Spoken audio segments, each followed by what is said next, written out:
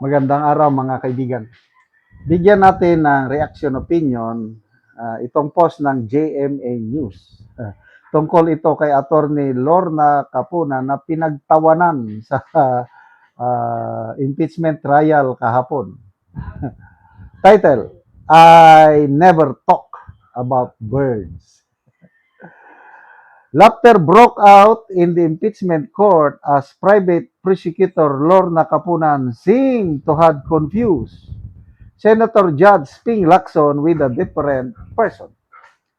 Capunan was referring to an apparent interview with Lacson who was talking about the lengthiness of the impeachment trial in which he clarified that it may not have been him as he never talked about birds.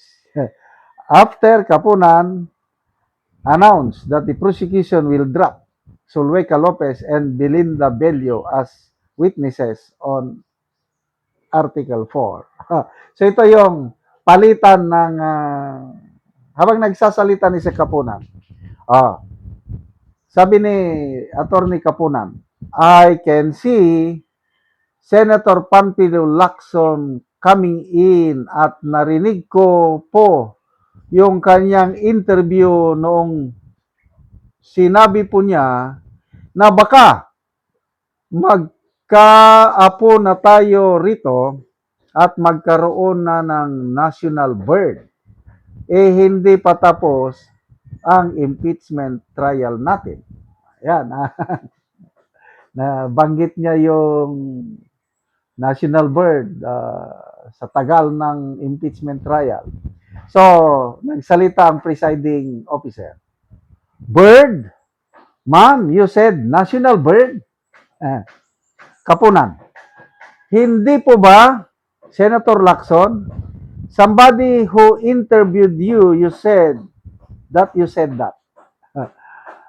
Narinig daw niya si Senator Lacson sa isang interview na sa tagal ng impeachment trial na ito, magkakaapo na at magkakaroon na ng national bird. Yan ang pahayag ni Attorney Capunan. Sumagot naman si Senator Ping Lacson. It must be another senator judge or another person.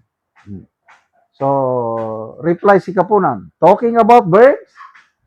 Lacson, I never talk about birds. So, ano ba?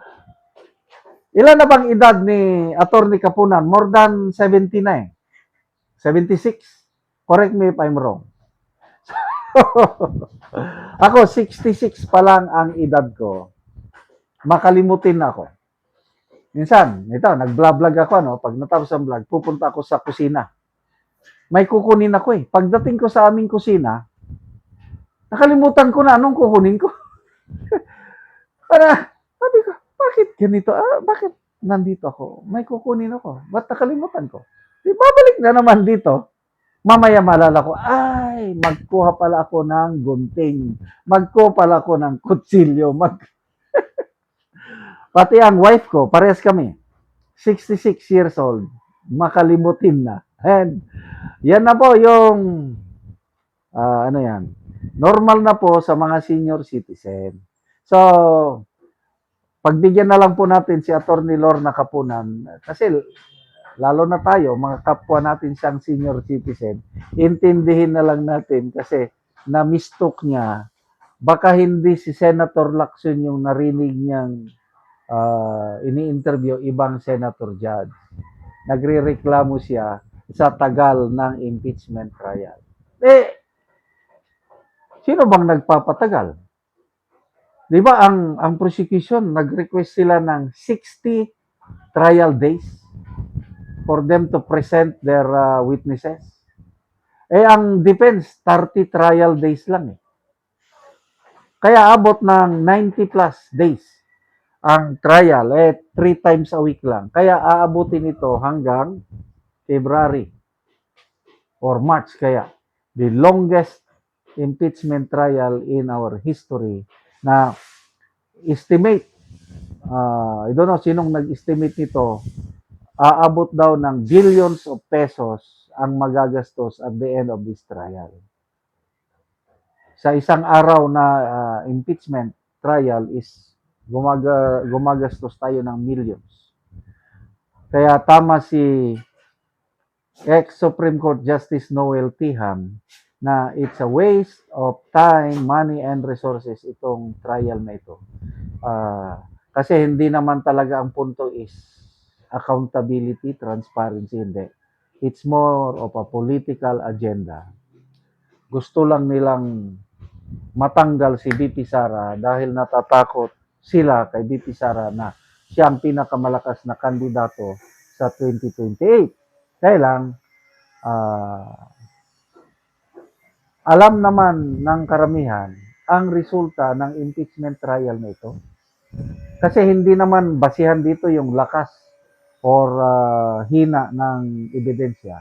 Ang basihan dito is yung political inclination ng mga senator judges o yung public opinion. Kung anong nararamdaman ng mga senator judges na yun ang gusto ng publiko, doon sila boboto. Kaya nakikita ko ngayon, opinion ko lang ito, ang minority senators, most likely, they will vote for the acquittal of BP Sara and the majority senators will vote for the conviction of BP Sara. So 13 lang ang majority, kulang sila ng 3. So paano sila mananalo?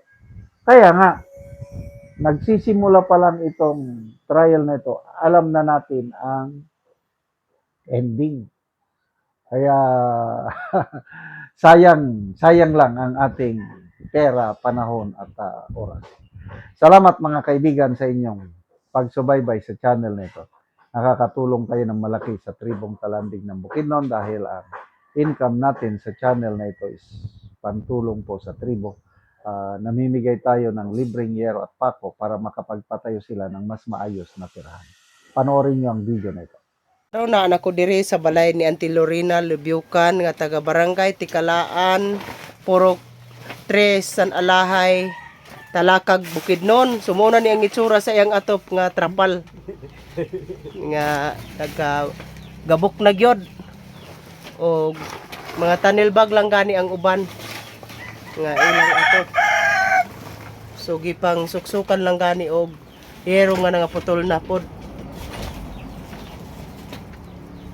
So mo na ni ang ilang pulihan karon sa yero nga natabang sa ilaha. So mo na ni ang ilang kahintang sa ilang pagpuyo. Og mo na ni ang gitabang nga yero nga napulo kabuk nga digis nga ilang iatop karon. Og mo na ni ang makita sa gawas nga bahin sa balay ilang angkol.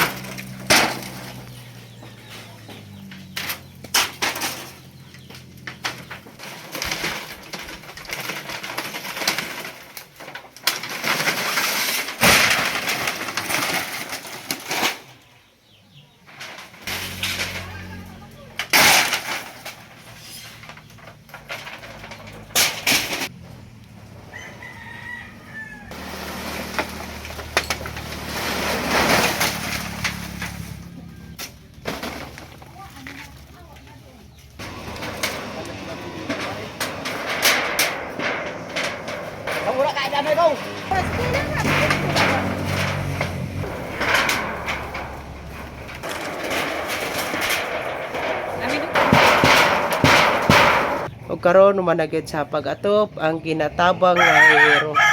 Makita gid nato nga maayo na gid nga lantawon ang ilang atop. Salamat sa Ginoo nga na 12 na katuig ako balay napulihan na gyud og bagong asin. Oo. Salamat kayo. Kung wala mi kamusuan na wala na gyud. Di na mo gipalit og sin. So gamusto lang mo ante. Oo. So wala na gyud mo ika-apport para sa sin. Wala So pila ka buk imong anak ante? Unom, so tanan para ka eskwela. Oo. Unsa na yung mga grade? Aw katong tulo na minyo na. Ang tulo mo ay ka eskwela. Oo. Unsa na yung mga grade? Grade 11 tong isa. Grade 6 ang isa. Grade 10. So taman ra gyud sa imong mga estudyante imong kwarta. Takto, bro. So salamat ka ante. Salamat sa